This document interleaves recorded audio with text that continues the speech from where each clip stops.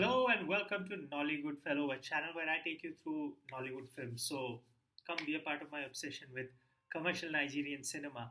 And because I'm in India, my sources of Nollywood film are pretty limited. It's predominantly Netflix only. So the movies that I'd be taking you through may not be the latest and maybe slightly the overhyped types. But if any of you know any other sources of good Nigerian content, do let me know.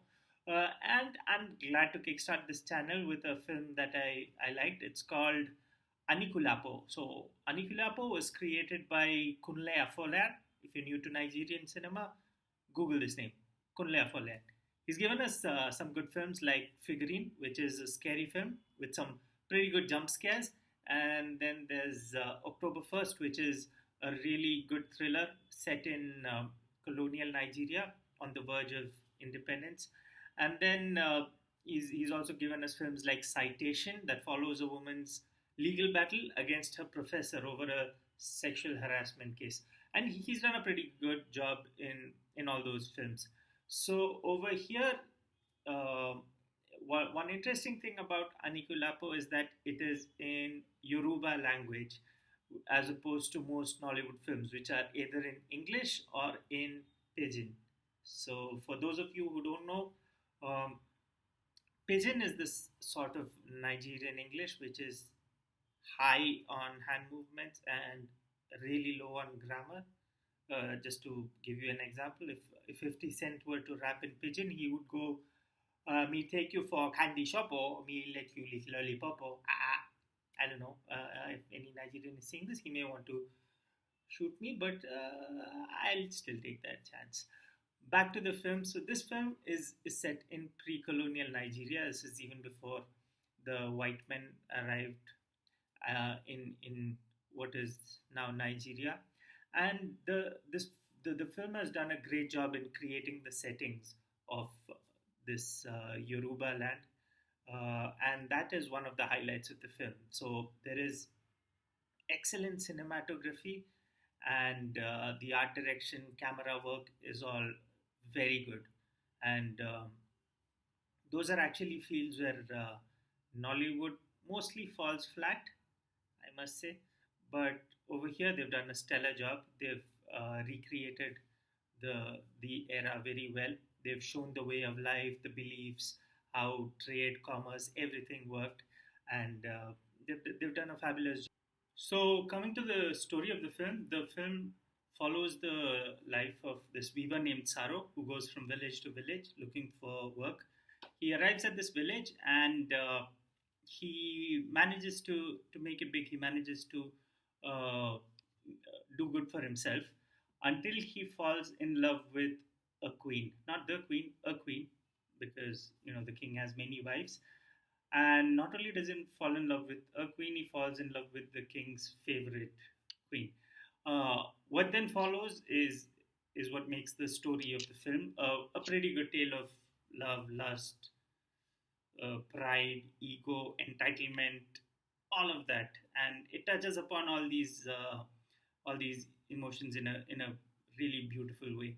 So yeah, it's a film worth watching. It's a pretty well told story. The biggest drawbacks of the film, however, would be one is the setup. It takes a long time before you really get into the story. But I would cut the makers of the film some slack because the time it takes for the story to start actually helps draw you into the world of Anikulapo. The another drawback I would say is the ending where they spell out the moral of the story. I'm not a big fan of that.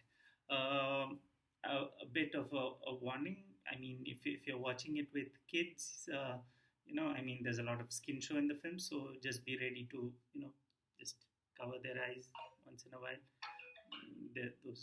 Those shots just come and go. So, yeah, besides that, the film also has a supernatural element, which is this mythical bird that resurrects the dead. So, it plays a very integral part to the story. I'm not going to divulge into the details of it because I might end up giving spoilers over there. which is not something I want to do. And another interesting thing about this supernatural element is that they have done it through only one scene, and I think that is pretty smart of the directors to just do it through one scene, so and somehow limit their SFX budgets and exposing their uh, what do you say, their flaws, if any, in that department. So I think that was pretty smart.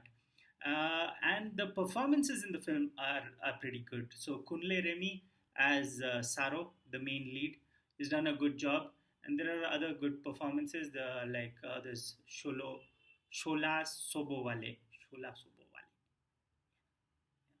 quite a tongue twister.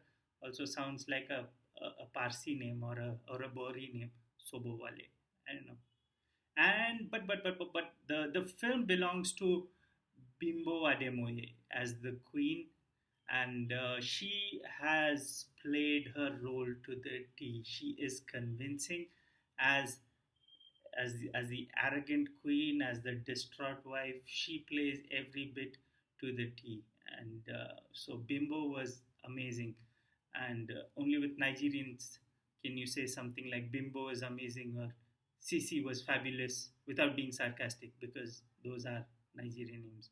So anyway, that brings me to the end of this episode. So all I'd say in conclusion is do make the time for Anikulapo. It's there on Netflix, and it's a pretty good watch. And it may be a bit longer if you can sit through the starting until the film actually till the story actually starts unfolding. You're in for a treat. So I'd give it like a 7 out of 10. And yeah, that's about it. So if there are any other films that you like to recommend or any other films that you want me to review, do let me know. And so yeah, that's it. Until next time, you know how the drill goes. Comment, share, subscribe, like, all of that. Yeah, do let me know. I mean, I'd like to know what you felt about this video, or yeah, if it's extremely nasty, you can keep it to yourself too. Until the next time. Until Did I say until the next time? Until next time, this is Nollywood Fellow signing off. See you. Bye.